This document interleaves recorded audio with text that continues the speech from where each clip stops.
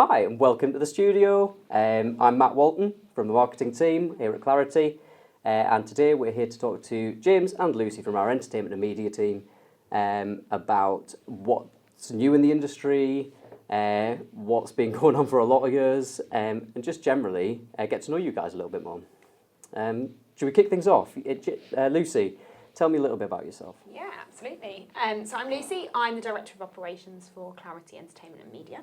So I look after the ops team within the specialist division. I come from London. I've worked in travel for a very long time. I think this is my 12th year. Started my career in youth travel, so looking after a lot of students going on their travels, off on their trips. Did that for a few years before moving into the world of entertainment, where I have been for about 7 years now. Fab. James, same question. Very similar to Lucy, I've worked in travel for a very long time. I started off as an apprentice, I think, many years ago. It's a very long time ago. Worked in like retail, worked overseas, was cabin crew, dabbled in all different elements of travel, and then found my way into corporate travel and did that for a long time. In operations, led a very successful team, and slowly found my way into the world of entertainment and media, and have been here in that space for 8 years, so looking after customers within TV, film, production. And I think, it's very easy to say, isn't it, that once you've done it, I don't think we would ever be able to go back into a corporate world, because this is our life now. It's that kind of exciting, every day is different, challenges that come with it. So yeah, we really enjoy what we do, and we love it. It's good fun, but also working in travel, which has always been a passion of mine. I think people say that about travel generally, and business travel, is that you kind of fall into it. Yeah. It kind of gets you, and then you never leave. Yeah. It sounds like that is like the next step beyond that with entertainment and media travel. It's like it grabs you even more, and it keeps you there. It definitely does, and I think it's true. No one says, I want to grow up to be a business travel consultant or an entertainment travel consultant, but actually once you're in it, you get quite stuck, and it's a really good industry to be in. So what did you want to grow up to be, Lucy? I actually don't know.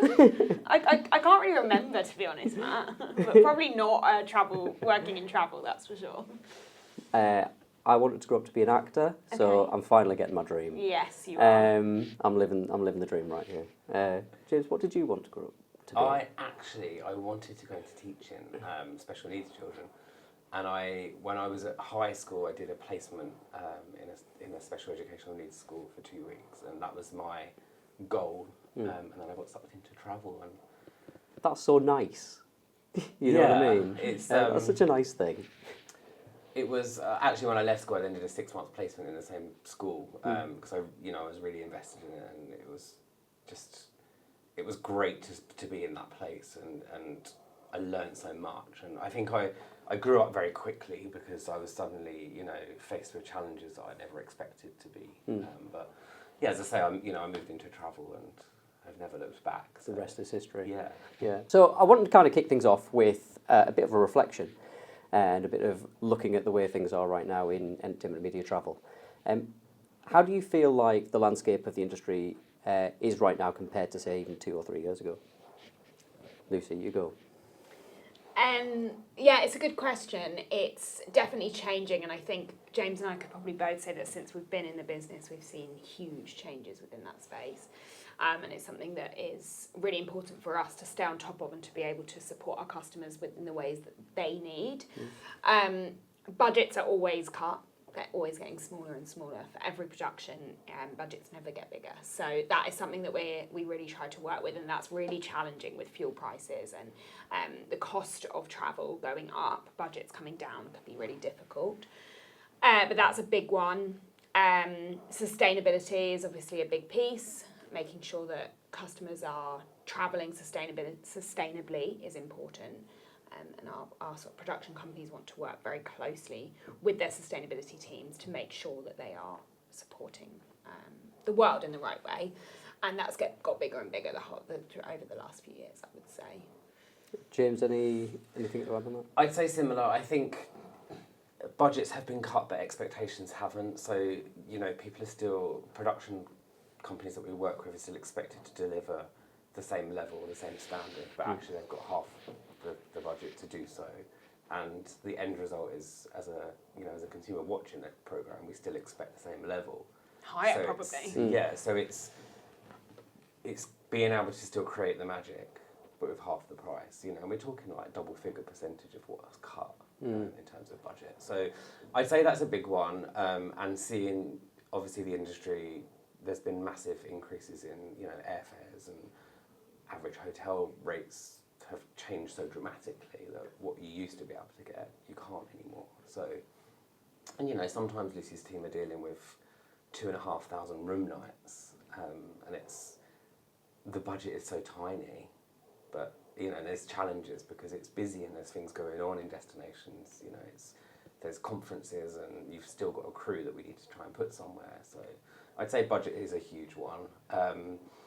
I'd say similar is that we've seen a lot of our customers where they were filming in remote locations and sending crew from the UK. It's again using local crew, and that's for many different reasons. It's using local talent within country, but it also brings it back down to that budget as well. It's not cheap to send a UK crew with all the kit from here to a remote location. So I think the production teams that we work with, they also have a lot more expectations on them, and it's not, when they're having to plan a production now, it's having to really think about budgets and forward thinking. For us, it's where we can come in at grassroots and step in way before anyone's even stepped foot on an aircraft, and how can we support our customers in these challenges that they have. And that really is by being part of that journey from day one, when it's been greenlit a production, and it's now time to start thinking about how do we deliver, how do we make that happen with all of these challenges. That was one of my questions really, is where we step in. Yeah. You mentioned hotel rooms and 2,000 people and conferences and things like that. Is it as vast and varied as just anything you can think of that's related to travel and production logistics effectively? It really is. It's everything from the budget consultation about a project all the way through to them coming home and whatever that production or that project then is. So yeah, the 2,500 room nights has been a big one I've been working on. And that was in London. That's for an e-gaming tournament that's taking place. And that's been huge, an absolutely massive project for them and for us to work on with, and super exciting.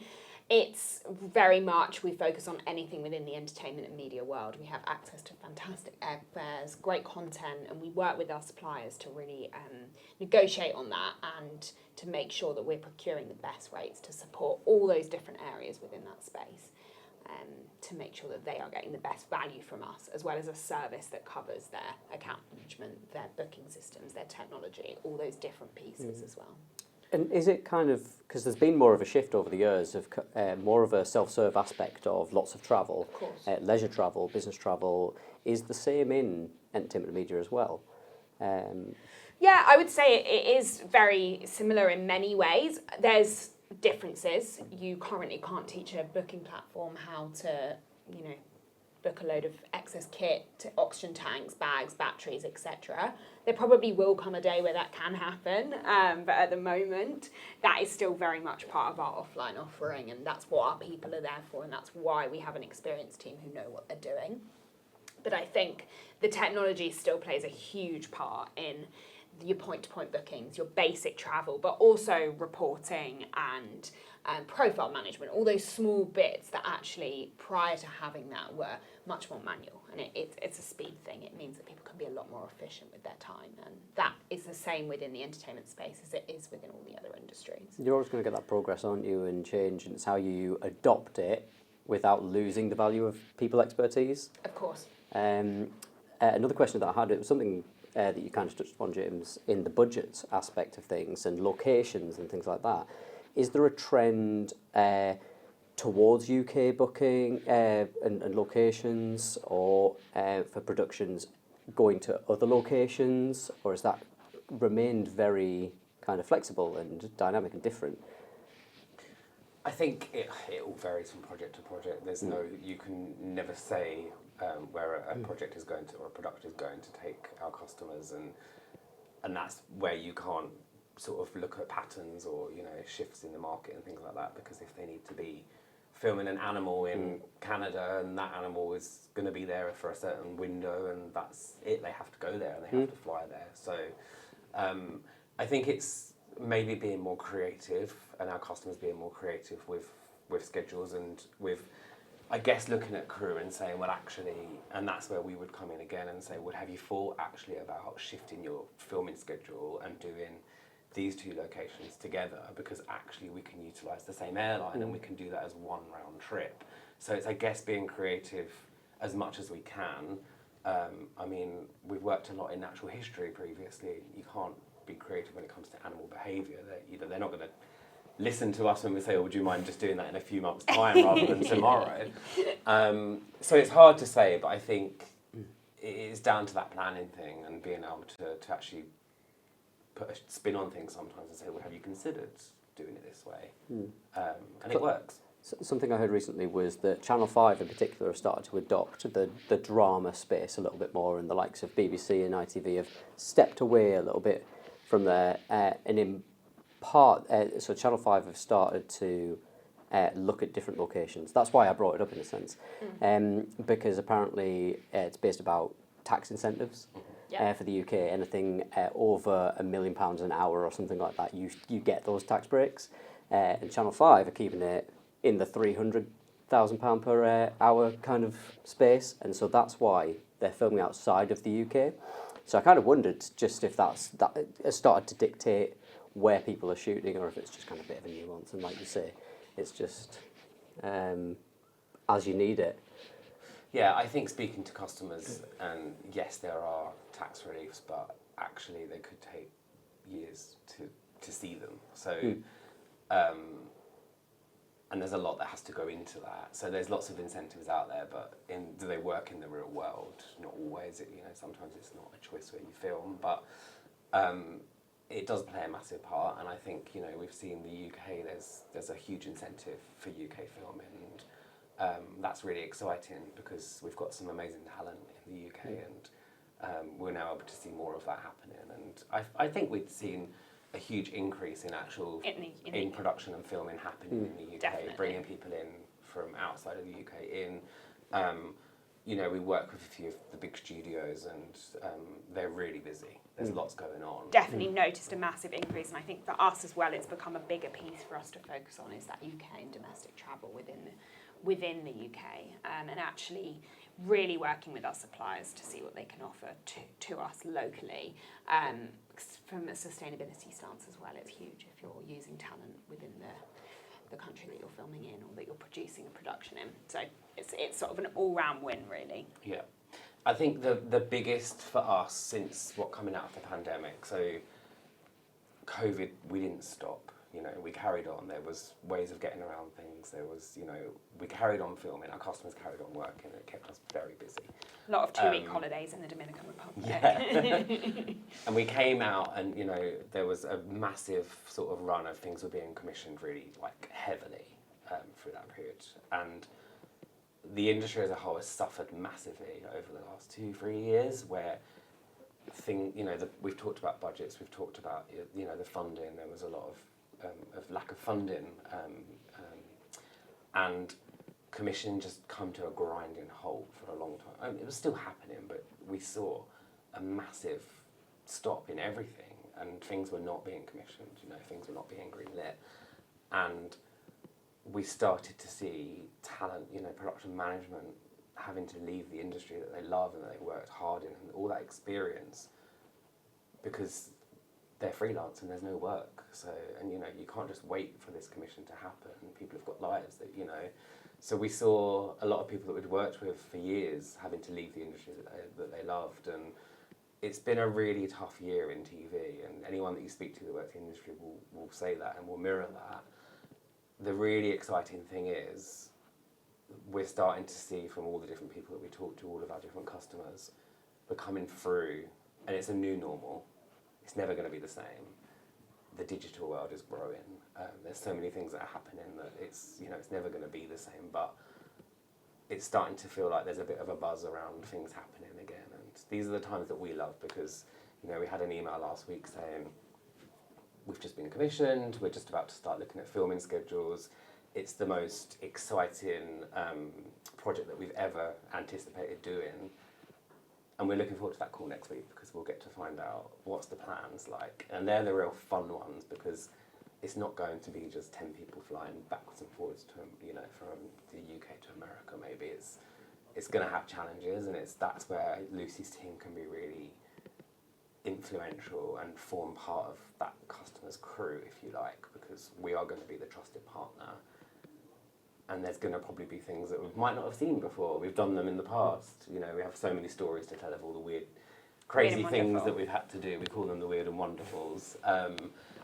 So yeah, I think it's, to bring it back to your question, the last 2-3 years has been challenging, and there's been lots of things that have been involved in those challenges.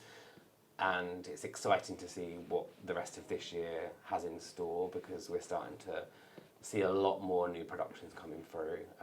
So yeah.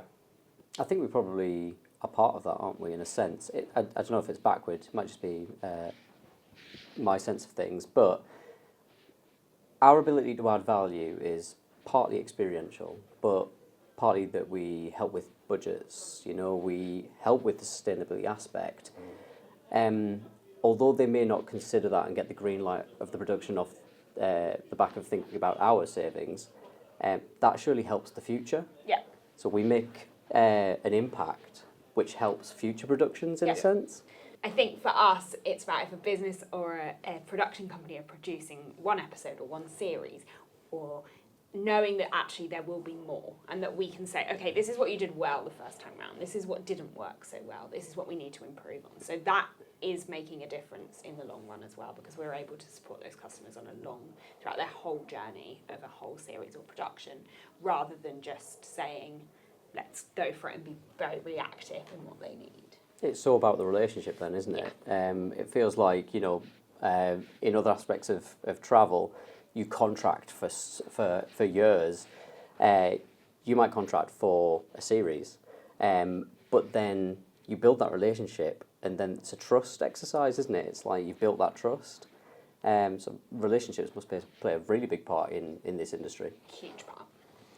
It's that huge trust part. You've hit the nail on the head, and a production manager is having to plan a really complex shoot, and that involves travel and it involves logistics and lots of equipment. Yeah, if it goes wrong, it's down to that production manager, and that's why they need to know that we understand, we've lived that experience with them, and we get what they're trying to achieve. And the stories that we can tell are the ones that bring that to life. That actually, it's very easy to say we can do X, Y, and Z, but we've done it and we've lived it, and our team have done it. So it's building that trust and building those relationships. And also, it does go wrong. It always, it doesn't always go right. But it's knowing that someone is on hand who can work towards a solution to make it right.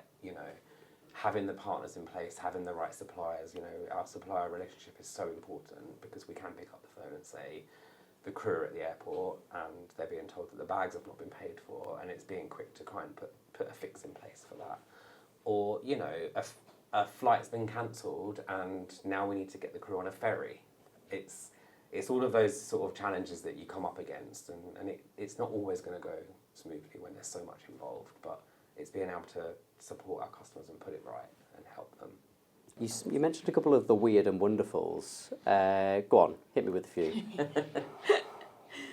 I will say, it's not always weird and wonderful, No, it's first of not. all. Sometimes it is just a really small budget and just, a block of hotels in the UK. But yes, of course, it does come with those interesting ones. I actually remember the first day, I think it was the first week that I joined the entertainment and media team, and I had an email through asking me if I could arrange for 3 canoes. The crew basically were going to film on water, and they needed to get the canoes from the UK to the destination where they were going to be filming. And that was one of the first emails I received was, hey, could you actually help us out with these 3 canoes? And I remember saying to Lucy, this is a joke. I've taken canoes with them.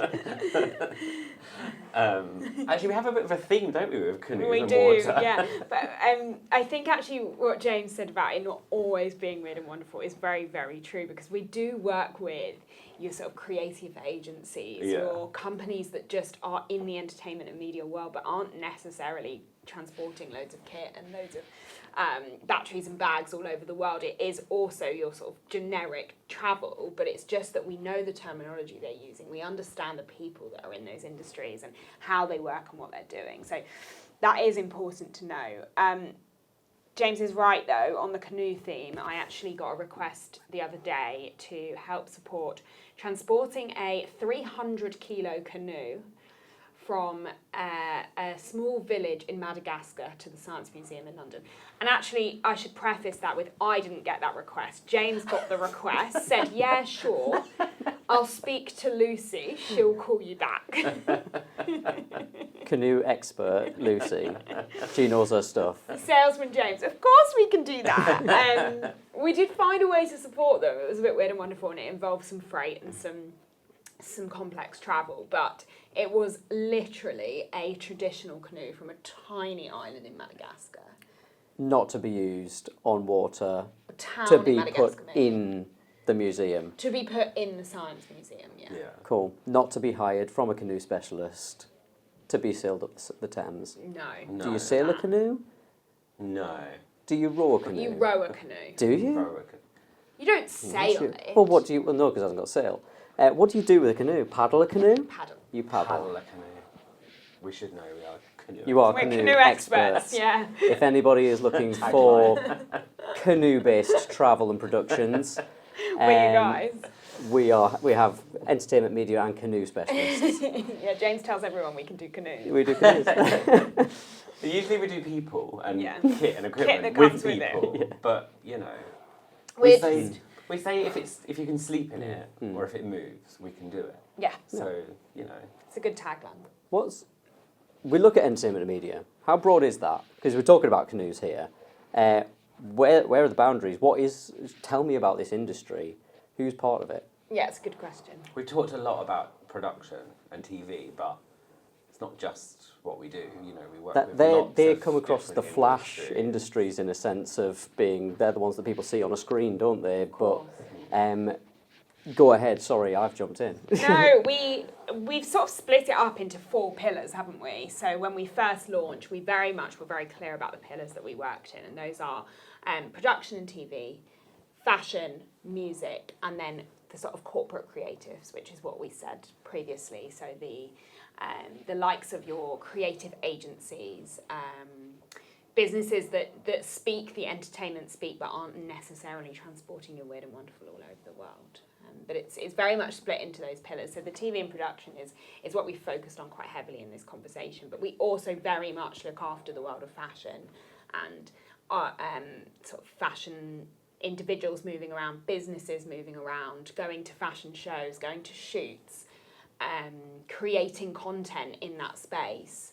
And that is a big one for us as well. Is that quite a unique aspect of entertainment and media then? It's more than just people, it's equipment as well. It's like, people are obviously a huge part of it, because there's no point transporting equipment without the people. Yeah. But that's what makes it quite unique, isn't it? You're not just transporting people, they've got to get stuff with them. Yeah. And they do carry a lot of stuff with them. So it is wardrobe, it is lithium batteries, it is bags, etc. And you never really know what's coming next in terms of the equipment piece. We've done oxygen tanks. We've done, what else have we done? Some Vacuum cleaners. Vacuum cleaners, that one was really weird. Multiple vacuum cleaners being transported to somewhere in Central America to film a new species of ants that had been uncovered. Cool. Turned out that if they put a pair of tights inside a vacuum cleaner and then suck them up, they can keep them in the filter. They stay alive, they can then film them and release them back into the wild. Do you watch these things after? Oh yeah, And then you're like, I was part of that. yeah, every time. It gets a bit like much because I'm like obsessed with like the credits and I'm like, ooh, who did this one? But I think what I watch it tends to be, if we've worked on it, I really enjoy watching it because you almost feel like you've been part of that. Well, we have. You know, without travel, the people didn't get where they needed to be, and the filming wouldn't have happened. So, and we've been on the credits before. We haven't have been a on few the times credits. as well, Awesome. which is quite nice. And we're working with an immersive experience studio as well, so in London at the moment, and being able to go somewhere and see what a business have created based on who's come in and travelled to do that. And you know, I've worked previously on West End shows and flying in all the individuals who are doing the makeup, the costumes, the lighting, everything, and actually working with people from all the way up from your A-listers down to the crew, and being able to support all the individuals in the middle. That is sort of quite important as well for us. I can see why you say once you're in, you can't get out. Oh, yeah. There's a lot of adrenaline here, and a lot of gratification as well, because like you say, you see it happen, and I mean you must feel a lot of pride off the back of a lot of success there, and especially when you hit the challenges. Yeah. And when you achieve those complex things, that is amazing. But yeah, we're running off a lot of caffeine, that's for sure. That's cool. Yeah, we all are. I think it brings it back again to, you know, we both worked in different industries within travel, and we've both ended up here together in entertainment and media. But and it's what's really nice about this is that actually someone could have worked in travel for a long time and want a new challenge, and that's probably where we were in our careers, you know, back then. And it's nice to be able to still have that sort of travel, which we're both passionate about, but also be able to do it in this really cool industry, which, don't get us wrong, like, it's hard work. Like, it's not a walk in the park, and, you know, it's long hours, and Lucy and, you know, her team are fantastic, and they work so hard, and it is hugely rewarding, the challenges. And I think that's so exciting for Clarity as well, because we have this, you know, a specialist division where people could look to move into and, you know, and grow their career in a different area that they might not have worked in before. You know, when Lucy recruits, it's quite exciting because everyone wants to come and be involved. So it's lovely. It's great to be able to kind of see people grow into this space as well. Cool. And then never leave. Once you've bedded them in, we've got your claws in Yeah. you. You're staying. stuck forever. Yeah. We've talked about a couple of aspects as well of what is a hot topic and a hot theme, and has grown over the past couple of years, is sustainability. Yeah. How can we add value to that? You mentioned, I think, that productions are obviously much more conscious of, they need to have that focus. So what's our part to play? I think we see the next few years in travel and entertainment and media travel, sustainability is going to be a big focus. We'll come on to it, but technology as well, but we can come on to that in a second. But more sustainability, for us, it's how we can support our customers on that journey, because every single one of our customers is in a different place with their own sustainability program. Yeah.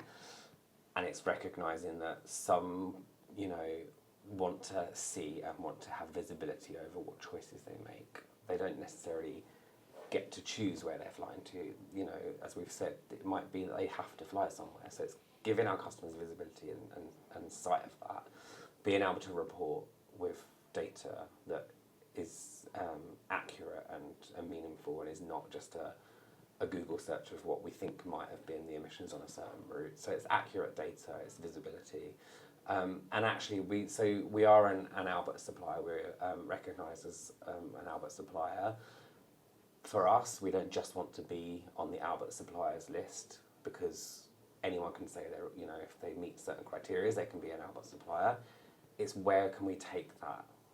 How can we take our customers on that journey and work with them in other areas of their sustainability program that are related to travel that we can support with? So it's actually looking at other Albert suppliers and how can we partner with those to be able to offer something more, something that is going to support a little bit more. And that's what we're currently working on, is that sustainability travel program for our customers, but one step more ahead of the curve.